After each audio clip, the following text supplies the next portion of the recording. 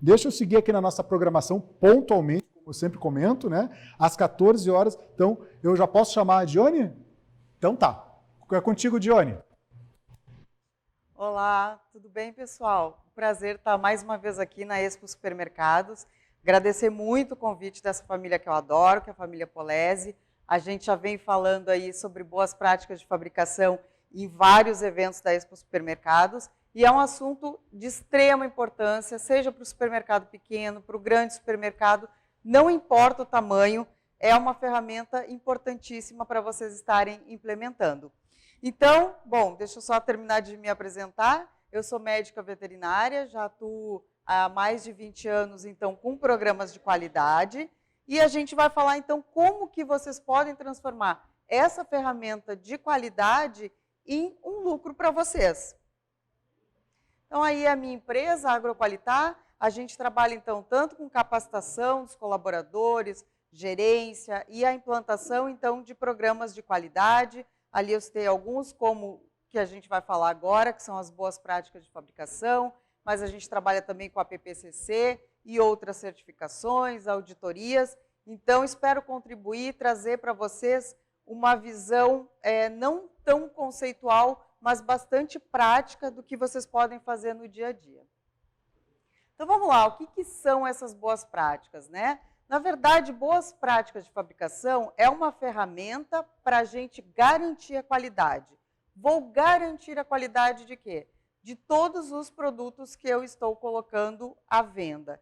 Então, aqui antes se falou bastante, eu já tinha ouvido a palavra qualidade, perecíveis, e aí quando a gente está falando então de perecíveis, é de suma importância que a gente consiga garantir a qualidade desse produto. Então, as boas práticas de fabricação, elas vão ser, ela é uma ferramenta que vai englobar todo o seu supermercado. E é de extrema importância, novamente, quando a gente está falando aí de carnes, de pescado, de frios, né? Se a gente vai falando de queijo, de manteiga, de nata, e a gente já vai ver por que eu vou falar tanto dos perecíveis.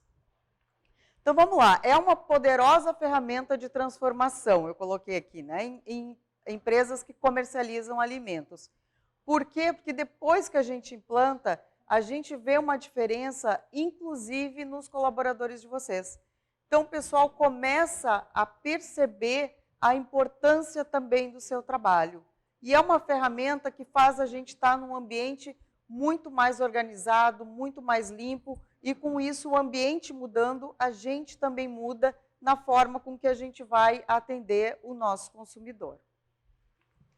Então, o que acontece com a garantia da qualidade? Ela inicia antes do supermercado. Coloquei ali, ela inicia no campo, depois quando a gente transforma esses alimentos, que a gente chama da produção, aí chegando na distribuição, então, a gente vai ter o papel de vocês será em garantir o que vocês já compraram, né? A qualidade do produto, ela não pode decair. E quando a gente fala em produtos do agronegócio, né, sejam frutas, verduras, laticínios, carnes, a tendência dos produtos é a qualidade desses produtos diminuir à medida que o tempo vai passando. Então, guardem sempre isso, a gente nunca consegue melhorar essa qualidade quando estiver vendendo, a gente precisa mantê-la. Então, o papel de vocês, volto a ressaltar, é de extrema importância para que quando chegue lá no consumidor, a qualidade desse alimento esteja sendo mantida. Então, quais são os benefícios aí das nossas boas práticas de fabricação? A gente vai fazer o quê? A gente vai padronizar tudo que a gente faz no supermercado. Então, a gente faz uma descrição de todos os procedimentos que a gente vai ter. Então, todo mundo vai trabalhar da mesma forma, que é um quesito extremamente importante. Vocês têm troca de turnos, por exemplo, né? Tem o pessoal que trabalha de manhã, o pessoal que trabalha à tarde, o pessoal que trabalha à noite. Quando a gente não tem descrito o que a gente vai fazer, cada um vai fazer da sua maneira. E nem sempre a sua maneira é a maneira correta. Então, quando a gente tem uma descrição desses processos, eu coloquei aqui alguns, como, por exemplo, procedimento de limpeza, como que eu lavo a parte de câmara fria, como que eu limpo o balcão frigorífico, que produtos que eu devo utilizar, né? Então, quando a gente tem um padrão e que a gente treina esses colaboradores, a gente vai ter essa atividade sendo seguida sempre da mesma maneira.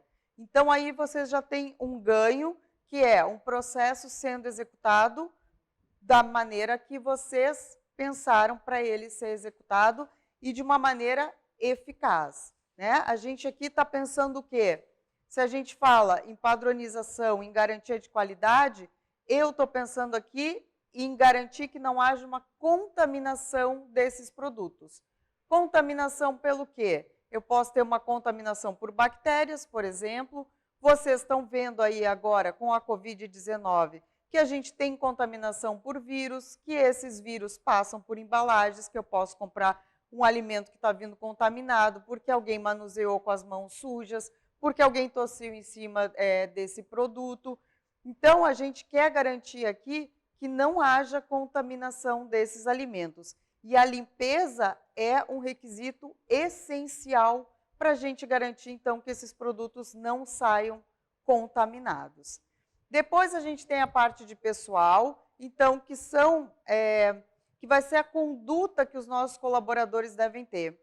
Todo colaborador que trabalha com alimentos, né, um manipulador de alimentos, ele tem que ter uma conduta especial, ele tem que ter alguns cuidados, exatamente para isso que eu falei, para que ele não contamine os produtos que a gente vai colocar à venda, né? Que a gente está, por exemplo, manipulando. Então, é uma outra questão que as boas práticas de fabricação nos trazem, que são essenciais, então. A gente ter todos os colaboradores entendendo a sua importância para garantir a saúde de todos nós, na verdade, né? Em algum momento, a gente vai ser consumidor.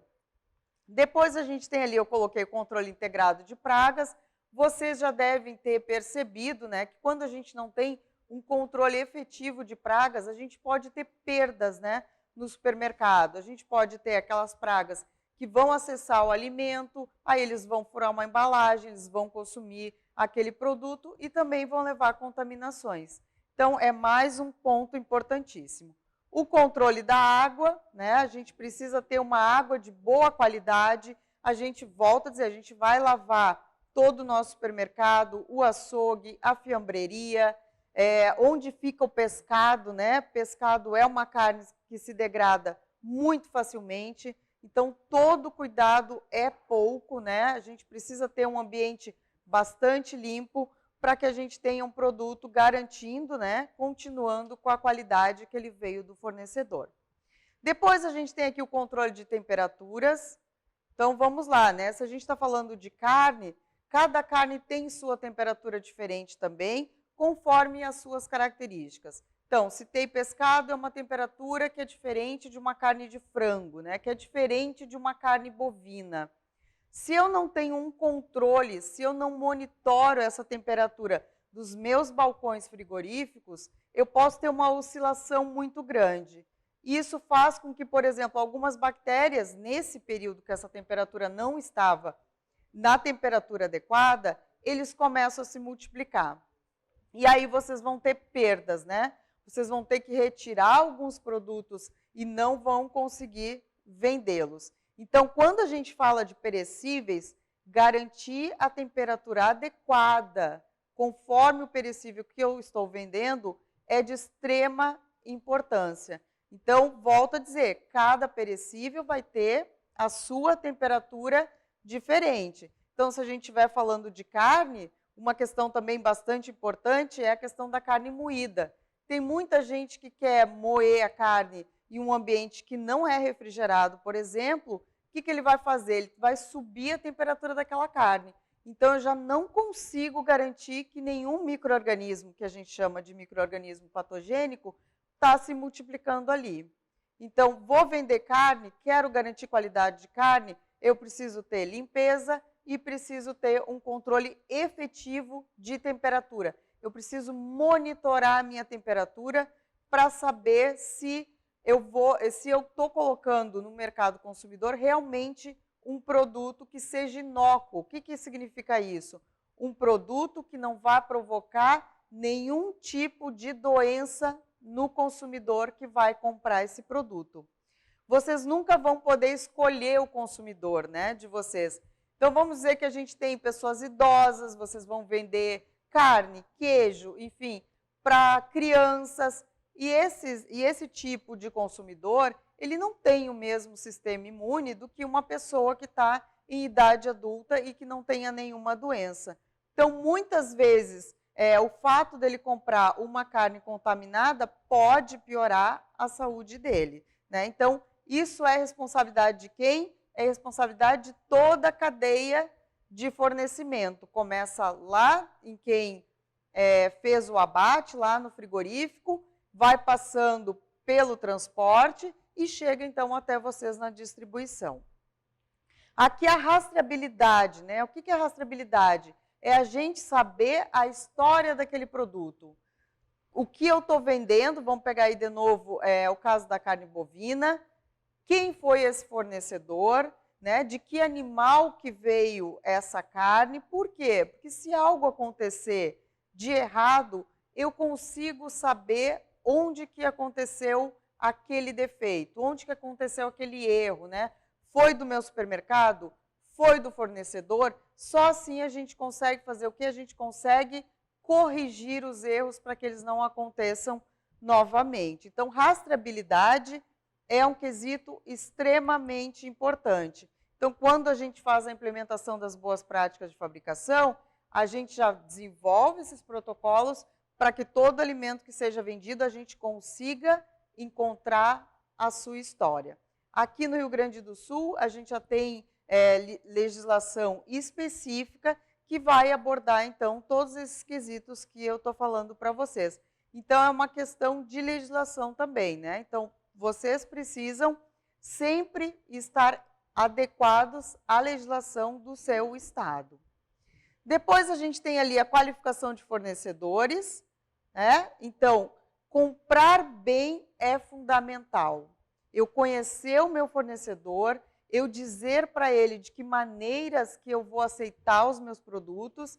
Então, vamos falar de novo de perecíveis, mas isso serve, eu estou falando bastante de produtos de origem animal, mas serve para produtos de origem vegetal também, não muda nada, né? Mas só para a gente seguir no nosso exemplo, se eu estou comprando carne, eu preciso exigir do meu fornecedor uma determinada temperatura que chegue esse caminhão. Eu preciso exigir que esse caminhão esteja limpo. Eu preciso exigir que a pessoa que vai conduzir esse caminhão também tenha roupas adequadas e ele esteja limpo.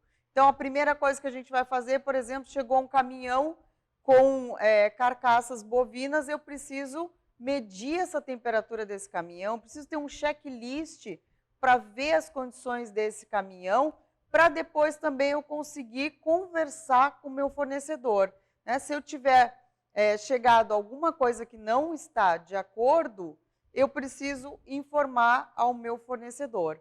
Então, a gente também estipula o que é importante para o recebimento das nossas mercadorias. Então, vamos lá. Continuando, eu já tinha falado, né? A gente tem um atendimento às normas do seu estado. Então, vocês vão estar em acordo com a legislação e com o órgão de fiscalização. Vocês podem receber aí uma auditoria tranquilamente, porque vocês vão estar atendendo a legislação, então é um ponto de extrema importância. Vocês terão, sim, colaboradores mais comprometidos. Como eu falei, à medida que eles vão conhecendo mais sobre a importância deles, né?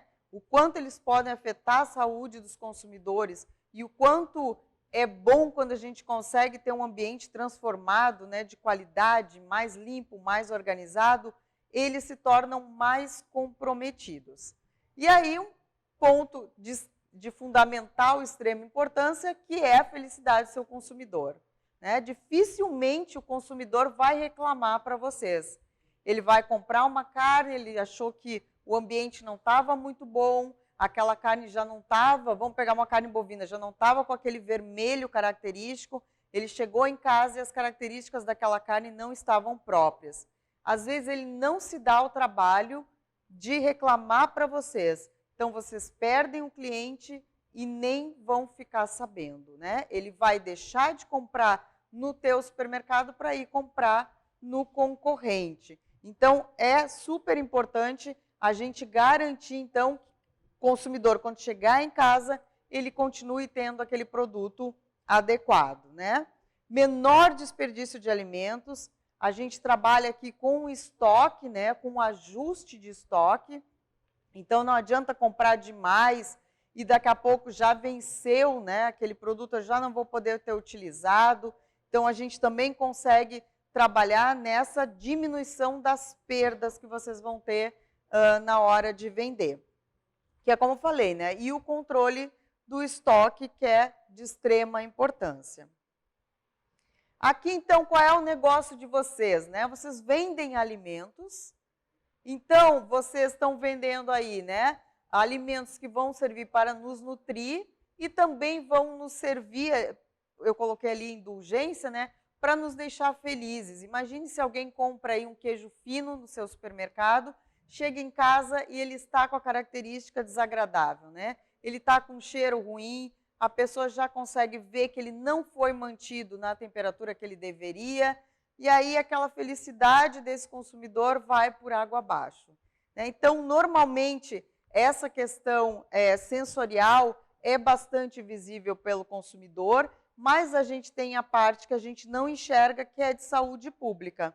Então, vírus, bactérias e qualquer toxinfecção alimentar que o consumidor possa ter, muitas vezes, volto a dizer, vocês não ficarão sabendo, porque a gente não tem o hábito, enquanto consumidor, a maioria de nós, de ir lá no supermercado e falar, olha, eu comprei uma carne aqui e eu não passei bem, tem alguma coisa errada, eu gostaria que vocês vissem o que aconteceu. Então, esse feedback ainda não é cultural para nós.